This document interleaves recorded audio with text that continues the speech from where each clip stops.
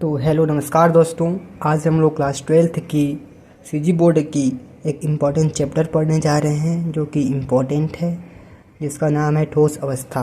ठोस अवस्था मैं इम्पॉर्टेंट इसलिए बोल रहा हूँ क्योंकि इस चैप्टर से आप लोगों के बोर्ड में 4 मार्क्स के सीधे प्रश्न आते हैं। तो 4 मार्क्स के अकॉर्डिंग यह नोट आप लोगों के लिए तैयार किया गया है। तो चलिए हम लोग देखते हैं। तो स्टार्टिंग में आप लोगों को 4 मार्क्स लाने के लिए इस चैप्टर क्या है उसको समझना होगा। तो समझने के लिए हम लोग सबसे पहले इंट्रोडक्शन देखते हैं। ठोस अवस्था क्या है उसको हम इंट्रोडक्शन देखते हैं।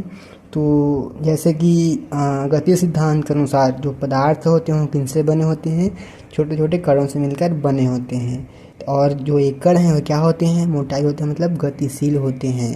तो गतिशीलता के आधार पर किसके आधार पर? गतिशीलता के आधार पर पदार्थ के कितने प्रकार होते हैं? 3 प्रकार होते हैं। क्या क्या? ठोस, द्रव, गैस।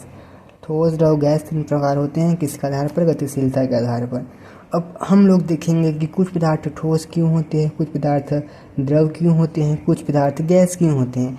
तो इसके लिए आप लोग को 2 फोर्स समझना होगा और ये 2 फोर्स ही उनके लिए जिम्मेदार होंगे।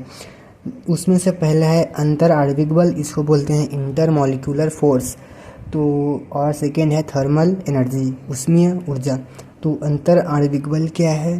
ये बल पदार्थ के अणुओं, परमाणुओं अथवा आयनों को एक दूसरे की तरफ आकर्षित करता है। इसका मतलब ये है कि अंतर आणविक बल में जो पदार्थ के अणु होंगे, परमाणु होंगे, आयन होंगे, एक दूसरे की तरफ अट्रैक्ट करेंगे। और सेकेंड है ऊष्मीय एनर्जी, थर्मल एनर्जी। यह पदार्थ के अणुओं, परमाणुओं तथा आयनों को तीव्रगामी बनाकर पृथक करने का प्रयास करता है। देखो दोस्तों, यहाँ पर एक दूसरे की तरफ आकर्षित करता था कौन? अंतराणविक बल। और ऊष्मीय ऊर्जा क्या करेगा? पृथक करने का प्रयास करेगा। तो आप लोगों को एक चीज़ समझना है, जितना कम होगा ऊष्मीय ऊर्जा वो पदार्थ उतना क्या होगा? ठोस होगा। क्या होगा? ठोस होगा। तो यहाँ पर इन दोनों के कंक्लूजन में आप लोग लिख सकते हैं कि पदार्थ में निम्न ताप पर ऊष्मीय ऊर्जा कम होता है। क्या बोला मैंने? ताप कम होगा तो ऊष्मीय ऊर्जा कम होगा, तो अंतर आणविक बल अधिक होगा। अंतर आणविक बल अधिक होगा मतलब कैसा होगा? उसकी अवस्था ठोस होगा। हो गया। अब ठोस क्या है समझ गए, गैस क्या है समझ गए। गैस में क्यों होंगे? क्योंकि उनका अंतर आणविक बल एज टू कंपेयर ठोस, उनका अंतर आणविक बल कम होगा। जैसे कि हम लोग लेते हैं तांबा, ये सब लोग, मतलब लोहा हो गया, आपका लकड़ी हो गया, ये लोग क्या हैं? ठोस है। और उसी तरह हम लोग जल लेते हैं तो उसका जो आणविक बल है वो कम होता है एज टू कंपेयर आपका आयरन हो गया, लोहा हो गया, टेबल सबसे। और गैस में अंतर आणविक बल सबसे कम होगा। ओके, तो हमें फिलहाल इस चैप्टर में पढ़ना है खाली ठोस के बारे में। तो ठोस के बारे में पढ़ते हैं। ठोस के सामान्य लक्षण क्या होंगे? अव्ययी कण क्या क्या होते हैं? अणु होंगे, परमाणु होंगे, आयन होंगे। तो अव्ययी कण प्रबल अंतर आणविक बल से बंधे रहेंगे। पहला पॉइंट आप लोगों को लिखना है। सेकेंड पॉइंट में आप लोगों को लिखना है कि अव्ययी कण अत्यंत निविड़ संकुचित, मतलब वेरी क्लोज पैकिंग होते हैं। किसमें? ठोस में। क्लोज पैकिंग क्यों कहा है हमने? क्योंकि वो एकदम उनके अव्ययी कण पास व्यवस्थित रहते हैं, इसलिए इनको क्लोज पैकिंग कहा गया है। और ठोस कैसे होंगे? दृढ़ होंगे, कठोर होंगे, जैसे कि लोहा और लकड़ी हो गया, सब कैसे होते हैं? कठोर होते हैं। तथा असंपीड्य क्या होते हैं? जिनको ताप या दाब लगाकर उनके साइज को परिवर्तन न किया जा सके। जैसे कि आप लोग रबर देखे होंगे, रबर को कुछ हद तक आप लोग फोर्स लगाकर क्या कर सकते हैं? फैला सकते हैं, उसके साइज में परिवर्तन कर सकते हैं। तो ये गुण ठोस में नहीं पाया जाता। ओके, आगे बढ़ते हैं। ठोस अवस्था में पदार्थ का द्रव्यमान, आयतन एवं आकार क्या होगा? निश्चित होगा। तो ये फिक्स बात है। जैसे कि हम लोग लेते हैं लोहा का द्रव्यमान फिक्स होगा, आयतन फिक्स होगा, आकार क्या होगा? निश्चित होगा। जैसे कि आप लोग लोहा को तौलोगे तो मान के चलो 1 kg उसका वेट प्राप्त होगा। तो आप उसको गर्म करो या कुछ भी करो, उसके गलनांक पॉइंट से कम तक गर्म करेंगे, कुछ भी करेंगे तो उसका आकार, आयतन चेंज नहीं होगा। इसलिए हम लोग लिखेंगे कि ठोस अवस्था में पदार्थ का द्रव्यमान, आयतन, आकार निश्चित होता है। एक पॉइंट जो कि इम्पोर्टेंट भी है ये है high density high volume and melting point लिखा गया है। इसका मतलब है कि इनका जो घनत्व है वो क्या होगा, अधिक होगा। हाई बॉइलिंग पॉइंट, बॉइलिंग मतलब आप लोग समझते होंगे, और मेल्टिंग पॉइंट, गलनांक एवं क्वथनांक। तो दोस्तों जो ठोस हैं उनका क्वथनांक और क्या गलनांक क्या होंगे, अधिक होंगे। तो देखिए 1 2 3 4 5 पॉइंट में हम लोग बता दिए हैं, तो आप लोग को इम्पोर्टेंट है इसलिए पढ़ लेना। अब आगे बढ़ते हैं हम। तो जनरली ठोस अवस्था के समान लक्षण हो गया हम लोग को। अब ठोस को उनके पदार्थ, उनके अवयवी कणों की व्यवस्था उपस्थित क्रम के आधार पर 2 भागों में वर्गीकृत किया गया है, क्रिस्टलीय एवं अक्रिस्टलीय।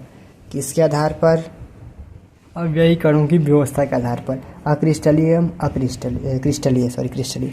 तो क्रिस्टलीय ठोस क्या होते हैं, वे ठोस जिनमें अव्ययी कण, जैसे कि अव्ययी कण आप लोग बता चुका हूँ पीछे में क्या होंगे, अणु परमाणु आयन त्रिविम में मतलब 3 डायमेंशन में एक निश्चित सीक्वेंस मतलब नियमित क्रम में व्यवस्थित होंगे, वो क्या होंगे, क्रिस्टलीय ठोस होंगे। जैसे कि हीरा, ग्रेफाइट, NaCl, कॉपर आदि। तो दोस्तों क्रिस्टलीय ठोस किसे कहते हैं आप लोग लिख लिए, एग्जाम्पल हो गया। अब उसके गुण देखते हैं, क्योंकि गुण बताना जरूरी है। गुण में क्या होगा, ए विशेष ज्यामितीय आकार होंगे, परिभाषा में हम लिखे हैं त्रिविम में क्या होंगे, नियमित क्रम में होंगे, इसलिए क्या होंगे, विशेष ज्यामितीय आकार होगा इनका। कणों के मध्य यथेष्ट आकर्षण बल मतलब आयनिक बंध या तो सहसंयोजी के धात्विक फोर्स होगी। अब देखते हैं इनका क्वथनांक। गलनांक निश्चित होता है, इनका फिक्स मेल्टिंग पॉइंट होगा कि इतना पे मेल्ट करेंगे तो इतना में ही मेल्ट करेंगे। तो इनका शीतलन वक्र क्या होगा, याद रखना शीतलन वक्र असतत होता है इनका क्रिस्टलीय का। अब दीर्घपरासी व्यवस्था होती है, इनमें दीर्घपरासी व्यवस्था होती है। तो दोस्तों दीर्घपरासी व्यवस्था मतलब क्या होता है, कणों की निश्चित व्यवस्था का संपूर्ण क्रिस्टल में समान अंतराल पर पुनरावृत्ति होना। समझ गए आप लोग। तो इसमें क्या होगा, दीर्घपरासी व्यवस्था होगा, भौतिक गुणधर्म जैसे चालकता, अपवर्तनांक आदि मापन की दिशा के अनुसार बदलते हैं, इसलिए कैसे होंगे, विषमदैशिक होंगे। हो गया। अब देखते हैं हम लोग अक्रिस्टलीय ठोस। वे ठोस जिनका व्ययी कण जैसे कि यही आप लोग ठोस मतलब अणु परमाणु अथवा आयन त्रिविम में नियमित क्रम में व्यवस्थित नहीं होंगे, जैसे कि एग्जाम्पल रबड़, कांच, प्लास्टिक। इनको आभासी ठोस भी कहा जाता है क्योंकि ठोस की तरह आभास होते हैं, बट ये रियल ठोस नहीं है, इसलिए इनको क्या कहा जाता है, आभासी ठोस। तो अब हम लोग अक्रिस्टलीय ठोस के गुण देख लेते हैं। क्या होगा, निश्चित आकार का ज्यामिति नहीं होगी, गलनांक अनिश्चित तथा शीतलन वक्र सतत होगा, शीतलन वक्र सतत होगा। समदैशिक अर्थात समदैशिक का मतलब है कि भौतिक गुणधर्म के मान सभी दिशाओं में समान होते हैं, इसलिए समदैशिक होते हैं। लघुपरासी व्यवस्था, लघुपरासी व्यवस्था का मतलब क्या है, जैसे कि मैंने बताया था कि दीर्घपरासी व्यवस्था क्या होता है कि कणों की निश्चित व्यवस्था का संपूर्ण क्रिस्टल में समान अंतराल पर पुनरावृत्ति होती है। तो लघुपरासी व्यवस्था में उन संपूर्ण क्रिस्टल में समान अंतराल पर उनके गुणों का पुनरावृत्ति नहीं होगा, इसलिए लघुपरासी होते हैं और कुछ सीमा तक संपीड्यम दृढ़ होते हैं। अब देखते हैं हम अक्रिस्टलीय ठोसों के यूज ऑफ एमॉर्फिक क्रिस्टल या तो अक्रिस्टलीय ठोस। तो पहला यूज़ आप लोग जनरली करते हैं, जैसे कि प्याले, प्लेट, ग्लास आदि प्रयोगशाला की वस्तु बनाने में भी किया जाता है।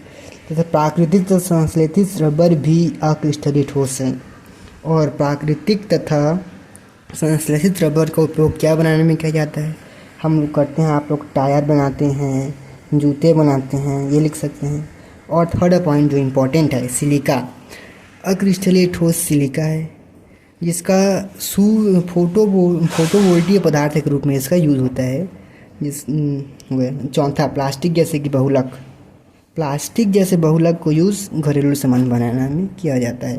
तो अंत में आप लोग लिख सकते हैं अक्रिस्टलियम क्रिस्टलीय ठोस का अंतर आएगा, तो कुछ पॉइंट में आप लोग लिख सकते हैं, मैं आप लोग को शो कर रहा हूँ।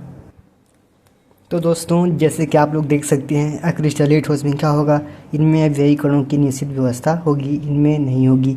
ज्यामितियाँ इनकी नियमित ज्यामिति होगी किनकी, क्रिस्टलीय ठोस की, और इनकी कोई ज्यामिति नहीं होगी, इनकी अक्रिस्टलीय ठोस की। गलनांक क्या होगा, इनका निश्चित होगा, इनका अनिश्चित होगा। अब शीतलन वक्र इनका मतलब क्रिस्टलीय ठोसों का शीतलन वक्र असतत होगा, जबकि अक्रिस्टलीय ठोसों का शीतलन वक्र सतत होगा। दैसिकता मतलब विषमदैशिक हैं कि समदैशिक हैं। तो क्रिस्टलीय ठोस क्या हैं, विषमदैशिक हैं, सभी दिशाओं में भौतिक गुण अलग अलग होते हैं। और अक्रिस्टलीय ठोस क्या हैं, समदैशिक हैं अर्थात सभी दिशाओं में भौतिक गुण समान होते हैं। प्रकृति मतलब इनका नेचर क्या है, नेचर तो ये वास्तविक ठोस हैं। कौन, क्रिस्टलीय ठोस।